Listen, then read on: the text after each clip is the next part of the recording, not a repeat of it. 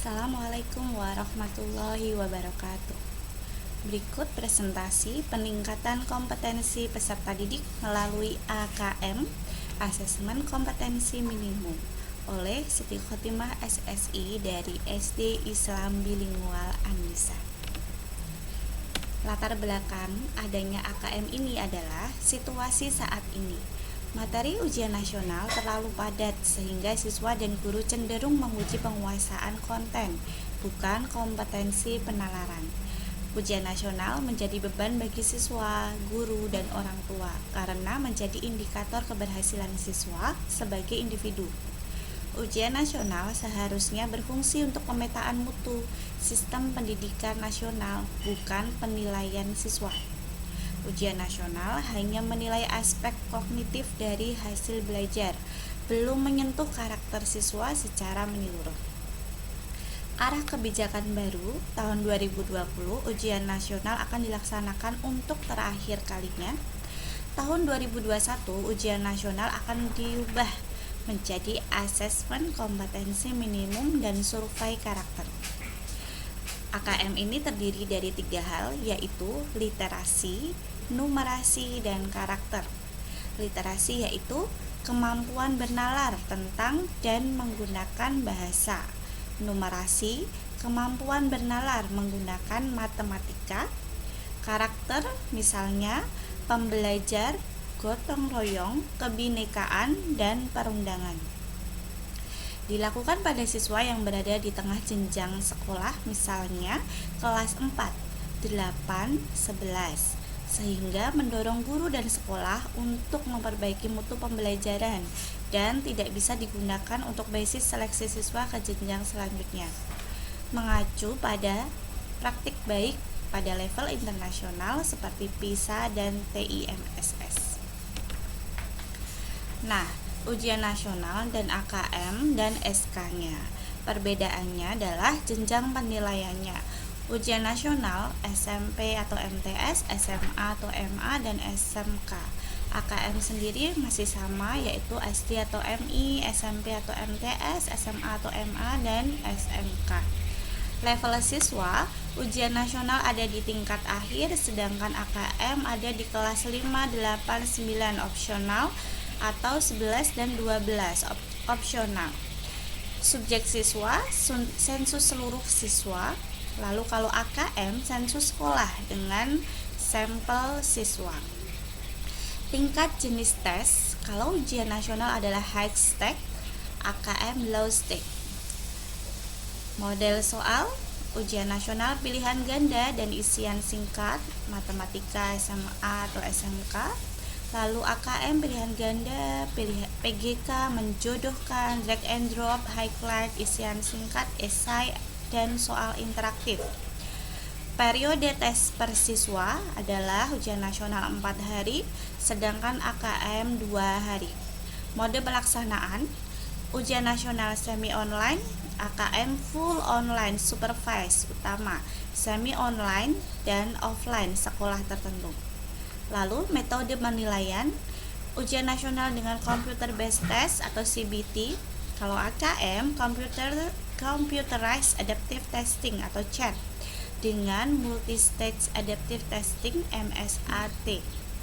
Dan spesifikasi minimal infrasekolah, ujian nasional server sekolah, komputer klien, dan BW. Secara jelas, bila AKM, server sekolah tidak perlu komputer klien memori 2 GB, resolusi 1360 x 768 dan Windows 7 ke atas. Nah, asesmen kompetensi minimum ini dalam proses pengembangan dan finalisasi. Kata minimum mengacu pada tidak semua konten di dalam kurikulum diukur dalam AKM. AKM akan mengukur keterampilan dasar seperti literasi dan numerasi, kemampuan bernalar tentang teks dan angka. Kompetensi tersebut dibangun dari jenjang dasar sampai menengah. dalam suatu learning progression. AKM berbentuk survei dengan sampel siswa kelas 5, kelas 8, dan kelas 11. Tidak melaporkan hasil individu siswa, namun laporan agregat yang berfokus kepada peningkatan internal dari waktu ke waktu, bukan komparasi antar kelompok. Komponen asesmen nasional, ada AKM nasional, survei karakter, survei lingkungan belajar. AKM nasional terdiri dari literasi dan numerasi siswa. Lalu survei karakter ada aspek terpilih dari 6 profil pelajar Pancasila yang disurvei adalah siswa. Lalu survei lingkungan belajar, aspek terpilih dari model sekolah efektif yang disurvei adalah siswa, guru, dan kepala sekolah. Nah, instrumen asesmen nasional dan informasi yang dihasilkan. Respondennya guru, murid, dan kepala sekolah. Instrumennya AKM literasi numerasi, survei karakter, di sini respondennya murid. Informasinya adalah hasil belajar kognitif, hasil belajar sosial, emosional. Sedangkan guru dan kepala sekolah, instrumennya adalah survei lingkungan belajar, informasi, karakteristik input, dan proses pembelajaran. Asesmen kompetensi minimum terdiri dari literasi membaca dan numerasi. Literasi membaca, kemampuan untuk memahami, menggunakan, mengevaluasi, merefleksikan berbagai jenis teks untuk menyelesaikan masalah, dan mengembangkan kapasitas individu sebagai warga Indonesia dan warga dunia agar dapat berkontribusi secara produktif kepada masyarakat. Dan numerasi, kemampuan berpikir menggunakan konsep, prosedur, fakta, dan alat matematika untuk menyelesaikan masalah sehari-hari pada berbagai jenis konteks yang relevan untuk individu sebagai warga negara Indonesia dan dunia. Bentuk soal AKM ada objektif, pilihan ganda yang hanya satu jawaban benar, pilihan ganda kompleks, jawaban benar lebih dari satu, menjodohkan, isian singkat, angka, nama benda yang sudah fix, dan non-objektif atau esai. Numerasi terdiri dari konten, bilangan, pengukuran, dan geometri, data dan uncertainty, aljabar.